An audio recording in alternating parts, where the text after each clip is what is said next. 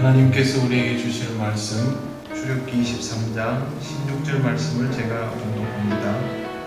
맥추절을 지키라. 이는 내가 수고하여 밭에 뿌린 것의 첫 열매를 거둠이니라.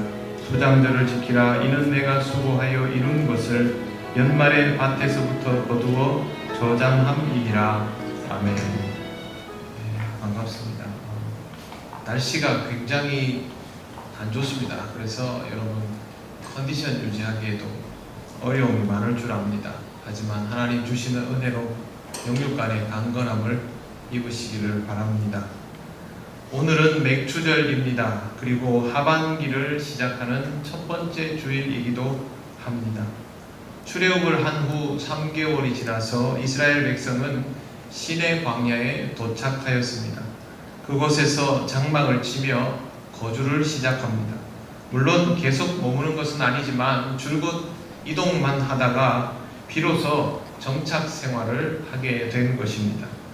그들이 이렇게 머무는 동안 모세는 시내산에 올라가서 하나님을 대면하고 하나님으로부터 말씀을 듣고 내려옵니다. 그래서 백성들에게 알려준 것이 십계명이고 또 그들이 생활 속에서 지켜야 할 여러 가지 규례들이었습니다. 그때 말하였던 내용 중에 있는 것이 바로 맥추절을 지키라입니다. 모세는 이유를 이렇게 말합니다.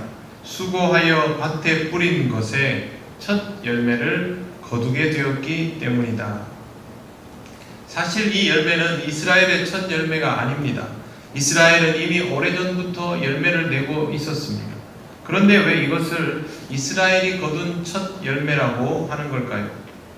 그동안 이스라엘이 거둔 열매는 이스라엘 백성이 먹을 수 있던 것이 아니었습니다. 아브라함과 이삭은 스스로 터전을 일구며 살았고 누구보다 풍성한 수확을 거두었습니다. 야곱도 역시 어려운 환경에 관계없이 풍성한 수확을 거두었습니다. 그리고 이 믿음의 혈통은 당연하다는 듯이 하나님께 감사하기를 잊지 않았습니다. 이렇게 하던 것이 야곱의 후손이 이집트에 들어와 살면서도 당분간 유지가 되었습니다만 어느 날부터 풍성한 수확이 그들의 것이 되지를 못합니다. 열심히 일해도 자신들의 먹거리가 되지를 못한 것입니다. 이집트가 그들을 노예로 만들었기 때문입니다. 이런 상황에서 하나님은 이스라엘에게 아무것도 요구하지 않으셨습니다. 그들의 것이 없었음을 알고 계셨기 때문입니다. 이랬던 이스라엘이 이집트를 탈출하여 광야를 지나 비로소 다시 그들 자신을 위한 농사를 짓고 수확을 거두게 되었을 때에 하나님께서는 그 첫 열매가 수확된 것에 대하여 감사를 잊지 말라고 요구하기 시작하십니다. 그러므로 맥추절은 아무나 지킬 수 있는 것이 아닙니다. 하나님이 구원하여 주셔서 스스로 터전을 가지게 되고 그 터전에서 자신의 먹을 것을 얻은 사람이 비로소 할 수 있는 감사입니다. 뻔한 질문이지만 제가 여러분들께 질문을 하겠습니다. 여러분은 지금 구원받은 자의 삶을 살아가고 있습니까? 지금 여러분이 수고하고 애쓰는 것은 여러분의 인생을 값지게 하는 것이 되고 있습니까? 그렇다면 여러분은 지금 확실하게 하나님이 주시는 은혜, 즉 혜택을 누리고 살아가는 상태입니다. 이러면 당연히 기분이 좋고 보람차고 이런 새로운 삶을 허락하시고 공급해 주시는 하나님을 향하여 감사의 마음이 충분할 것입니다. 하나님은 이런 상태에 있는 여러분에게 맥추 감사를 하라고 말씀하신 것입니다. 이미 우리에게 일어나고 있는 당연한 일에 대한 하나님에게 표현하는 것, 이것이 바로 맥주 감사의 의미입니다. 물론 이것은 물질과 양식만을 말하는 것이 아닙니다. 이스라엘이 출애굽할 때는 양식이 전부였습니다. 굶지 않아야 하기 때문에 그렇습니다. 그리고 하나님께서 먹을 것을 내어주시면서 하나님이 함께 계신다는 것을 매일 확인시켜 주셨습니다. 만나와 메추라기가 바로 그것입니다. 하지만 지금은 다릅니다. 하나님은 먹는 것 이상의 것을 주십니다. 그것은 예수님을 통하여 주어지는 생명의 말씀, 바로 영생수입니다. 이것은 구약의 만나와 메추라기와는 차원이 다른 것입니다. 당연히 이것을 먹고 마셔서 힘을 내어 일할 때 일해야 하는 내용에도 차이가 있을 수밖에 없습니다. 음식을 먹으면 육체와 정신적인 노동을 하고 곡식과 열매를 거두지만 영의 음식을 먹으면 신령한 삶을 지켜나가고 신앙사역을 하며 성령의 열매를 맺게 됩니다. 하나님이 살려주신 새 생명이 생명의 양식을 먹으며 맺는 열매가 바로 성령의 열매입니다. 지금 여러분에게 이러한 일들이 이루어지고 있다면 하나님께 더욱 감사하시기 바랍니다. 아직도 이런 일은 잘 이루어지지 않고 있다면 맥주 감사주의를 지키라고 명령하신 하나님의 그 마음을 조금 더 헤아리시고 하나님께서 여러분에게 이런 일이 일어나야 함을 원하고 계신다라는 사실을 인정하시기 바랍니다. 이스라엘은 3대 절기를 중요하게 여기며 지켜왔습니다. 제일 먼저 무교절은 이스라엘이 이집트로부터 구원받고 해방된 것을 기념하는 절기입니다. 생명을 얻은 날입니다. 그리고 맥주절은 구원을 통하여 누리게 된 자유와 해방을 기점으로 하나님께서 주신 기회 속에서 농사지어서 첫 열매를 거둔 것을 기념하고 감사하는 절기입니다.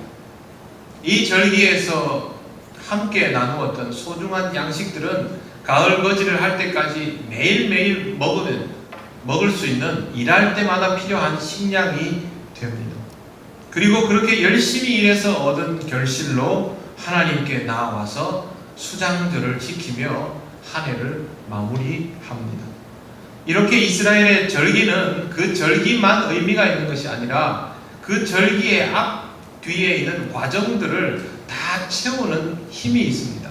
그래서 이 3대 절기를 지키고 나면 이스라엘의 한 해가 가득 채워지게 되는 것이고, 이들은 해마다 이렇게 3번의 절기를 지켜나가면서 1년을 보내고 2년을 보내고 그들의 일생이 하나님께 속하여져 있다라는 사실을 확인하게 되는 것입니다. 맥주절은 한중간에서 이 모든 과정을 염두에 두고 감사하는 절기입니다. 그렇게 살아가고 있는 자에게만 주어지는 특별한 권리입니다. 성경에서 감사의 절기를 지키라는 말씀이 명령되어 있다 보니 우리는 이것을 의무나 부담으로 여길 때가 많습니다. 맥주절이 되면 감사헌금을 드리니 더더욱 이것을 부담으로 느낄런지도 모르겠습니다. 하지만 이 맥주절은 아무나 지킬 수 있는 것이 아닙니다. 타종교인이 하나님을 믿는 믿음이 없이 여기에 와서 거액을 바치면 그것이 감사헌금일까요? 그건 기부금입니다. 감사헌금은 될 수 없습니다. 하나님이 주시는 삶을 누리고 있는 자만이 하나님 앞에 감사할 권리가 있습니다. 지금 여러분의 삶이 그런 과정 속에 있어야 오늘의 감사와 봉헌도 의미를 가지는 것입니다. 여러분은 지금 그 과정 중에 있습니까? 하나님이 주시는 생명의 양식을 먹고 무언가를 살아 역동하는 모습으로 그렇게 존재하고 있습니까? 그러면 마음껏 감사하시기 바랍니다. 그리고 이 권리를 가지고 하나님과 더욱 호흡하고 동행할 수 있는 기회가 되도록 하시기를 바랍니다. 이번에 대통령이 미국 가니까 따라간 사람들이 많이 있습니다. 그 중에는 대통령 측근에서 수행하는 사람들도 있고 기자들도 있습니다. 미국 대통령과 둘이 앉아가지고 얘기를 나누니까 기자들이 그 안에 들어와서 촬영을 하는데 우리나라 기자들이 늘 하던 습성대로 에라 모르겠다 그러면서 머리를 비밀고 사진을 한 컷이라도 더 찍겠다고 난리를 하다가 성격 고약한 트럼프 대통령이 결국에는 화를 냈습니다. 그런데 여러분, 그 기자들은 같이 가도 수행자는 못 됩니다. 대통령하고의 간격이 차이가 있습니다. 실컷 찍다가도 지금부터 비공개입니다. 그럼 다 나가야 됩니다. 하나님께서 선을 그으면 선이 딱 그어집니다. 우리는 그 선 안에 있을 수 있는 사람들입니다. 다만 우리가 하나님을 믿고 그 안에 있을 때 가능하고, 지금 내가 그리스도인으로 살아가고 이 절기를 지키고 하나님 앞에 감사의 마음을 가지고 있고 무언가 부족함을 느끼면서도 여전히 하나님과 동행하기를 원하고 기회만 되면 하나님을 따르기를 원한다면 그건 이미 우리에게 소중한 권리이죠. 그래서 이런 삶을 누릴 수 있어야 합니다. 기회는 선용할 수 있어야 합니다. 어제나 오늘이나 영원토록 동일하신 하나님이 주신 기회라면 더더욱 그렇게 해야 합니다. 지난주에도 말씀을 함께 나누었지만 먹을 것을 주시는 이유는 살아남아라, 움직여라, 가야 할 곳을 가라, 해야 할 일을 하라는 의미가 있습니다. 생명의 말씀을 주시면 그것을 양분으로 삼아 살아남으시기를 바랍니다. 세상에서는 여러분을 신령한 호흡을 하지 못하도록 끌어당기는 그런 늪 같은 일들이 많습니다. 그러나 여러분은 하나님이 주시는 양분을 가지고 기어인 머리를 내밀어서 신령한 호흡을 하며 살아남으시기를 바랍니다. 그리고 몸부림치십시오. 그냥 있으면 가라앉습니다. 이미 포기하고 가만히 드러누워서 하나님께 모든 것을 맡긴다고 말하지 말고 하나님을 기대하고 몸부림을 치시기 바랍니다. 그게 바로 살아있는 자의 특징입니다. 그리고 가야 할 곳을 가십시오. 하나님께서 그곳에서 기다리고 계십니다.